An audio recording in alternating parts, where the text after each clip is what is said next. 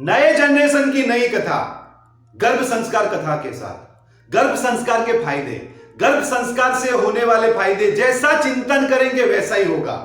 आज का जीवन पूर्वक किए गए चिंतन का ही फल है। आपके विचार ही आपका नसीब है।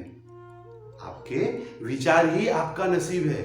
नए जनरेशन की नई कथा गर्भ संस्कार कथा के साथ। गर्भ संस्कार के ज्ञान द्वारा पात्र पसंदगी, गर्भाधान प्रक्रिया, उत्तम समय, उत्तम पद्धति, उत्तम आहार, विचार और वर्तन की जानकारी मिलती है। गर्भ संस्कार के पालन से आनुवांशिक रोगों को नियंत्रण किया जा सकता है।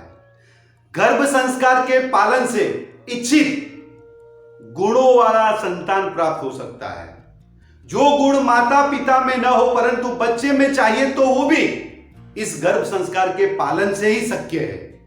गर्भ संस्कार के पालन द्वारा आने वाले बच्चे का मानसिक, शारीरिक, आध्यात्मिक और अच्छी आदतें और संस्कार का उत्तम विकास कर सकते हैं।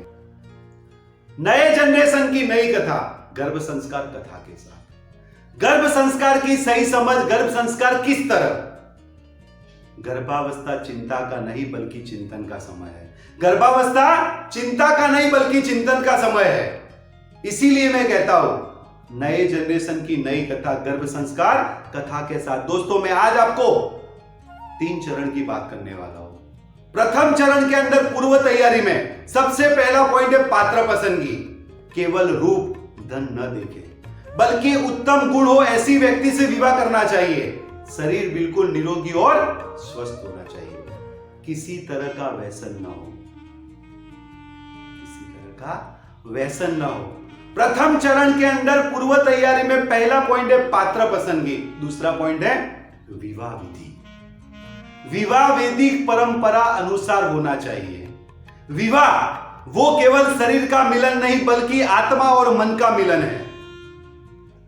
प्रथम चरण में पूर्व तैयारी के बारे में मैंने बताया। द्वितीय चरण गर्भाधान। गर्भाधान पूर्व, गर्भाधान के 6 महीने पहले से ही ध्यान, प्रार्थना, सद्विचार, ईश्वर चिंतन और योग साधना जैसे नियम अपनाइए।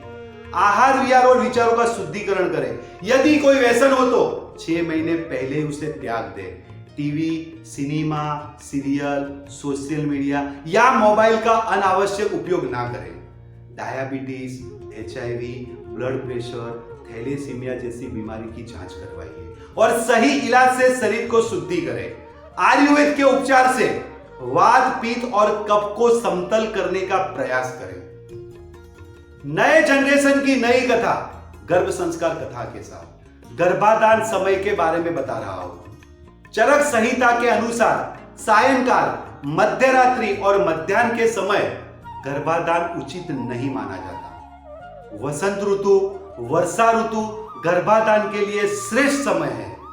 अमावस्या, पूनम, आठम, चौदस, ग्रहण इत्यादि तिथि को गर्भाधान के लिए योग्य नहीं माना जाता। उत्तम मनोस्थिति में ही गर्भाधान करें। आयुर्वेद के हिसाब से रात्रि 9 से 12 और सुबह 4 से 6 के समय को गर्भाधान के लिए सर्वश्रेष्ठ माना गया है। महावरी जाने के बाद के 8 दिन से 22 का समय गर्भाधान के लिए उचित है। शयन कक्ष का माहौल सुंदर, स्वच्छ और सुशोभित होना इच्छनीय है। शयन कक्ष में मोगरा, गुलाब जैसे फूलों की महक और मधुर संगीत हो और पर्दे, चादर इत्यादि वस्तुएं शक्य हो तो सफेद रंग का पसंद करें। गर्भाधान के पहले अपने इष्ट देव से प्रार्थना करें। गर्भाधान से पहले अपने इष्ट देव से प्रार्थना करें।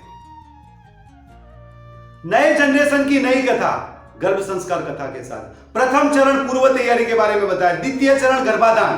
तृतीय चरण गर्भावस्था के दौरान लगातार सकारात्मक विचार आए ऐसा पुस्तक पठन, मधुर संगीत, प्रार्थना, ध्यान तथा सच्ची मित्रता अपनाइए। संतान में जैसे गुण चाहिए हो वैसे गुण वाले व्यक्ति का फोटो घर में रखें और ध्यान करते वक्त उस फोटो को देखते हुए उन्हें ही आमंत्रित करते हो ऐसा खुद को सकारात्मक सूचन दे। घर का वातावरण सुंदर और स्वच्छ रखें। प्राकृतिक सौंदर्य और सुंदर जगह घूमना फिरना शुरू करें। कला सर्जन में मन लगाइए, साहित्यपूर्ण कहानियां और श्रेष्ठ व्यक्तियों के जीवन चरित्र पढ़े। साहित्यपूर्ण कहानियां और श्रेष्ठ व्यक्तियों के जीवन चरित्र पढ़े। हल्की फुल्की कसरत और योगासन तथा मेडिटेशन करें। हल्की फुल्की कसरत और योगासन तथा मेडिटेशन करें। नियमित रूप से डॉक्टर की सलाह सूचन लें। गर्भावस्था के दौरान आपको आते प्रत्येक सकारात्मक विचारों को और अनुभव को डायरी में लिखें, जिससे भविष्य के लिए एक अच्छी यादगिरी रहे। गर्भावस्था के दौरान आपको आते प्रत्येक सकारात्मक विचारों को और अनुभवों को डायरी में लिखें, जिससे भविष्य के लिए एक अच्छी यादगिरी रहे। नए जनरेशन की नई कथा गर्भ संस्कार कथा के साथ 3 चरणों को समझने के बाद गर्भाधान संस्कार क्या है उसके बारे में समझने की कोशिश करते हैं। गर्भाधान संस्कार हमारे ऋषि मुनियों ने हमारे जीवन शैली को उत्तम बनाने के लिए 16 संस्कारों का निर्माण किया है, जिसमें प्रथम संस्कार है गर्भाधान संस्कार। प्रथम संस्कार है गर्भाधान संस्कार, जिसमें गर्भ का जतन किस प्रकार करना चाहिए उसका महत्व समझाया गया है। इस संस्कार का उद्देश्य उत्तम संतान प्राप्ति है। इसीलिए गर्भ रखने की इच्छा वाले दंपति को कुछ नियमों का पालन करना चाहिए, जिससे समाज और विश्व को एक श्रेष्ठ संतान की भेंट मिले। आपको आसानी हो इसलिए कुछ नियम बता रहा हूं।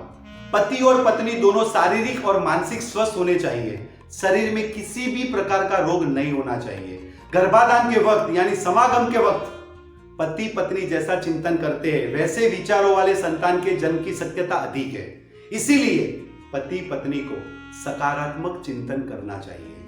समागम के वक्त शयनखंड स्वच्छ, शांत और हवा उजास वाले वातावरण का होना चाहिए।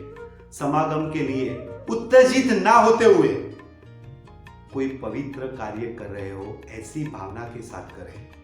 समागम के पहले स्नान करके पति पत्नी को शुद्ध होना चाहिए और हल्के खुले स्वच्छ कोमल वस्त्र पहनने चाहिए। समागम से लगभग 4 घंटे पहले भोजन ले लेना चाहिए।